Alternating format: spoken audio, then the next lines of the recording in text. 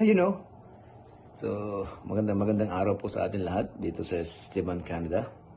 And likewise sa Pilipinas, magandang araw o madaling araw dyan. So likewise, magandang buhay sa mga lahat ng OFW around the world. So, gusto ko lang po sanang batiin ang mga matalik kong kaibigan dito sa Facebook at batiin sila ng kanilang anibersaryo o ika-isang taong dito sa vlogging industry. Yan. So, I would like to congratulate you,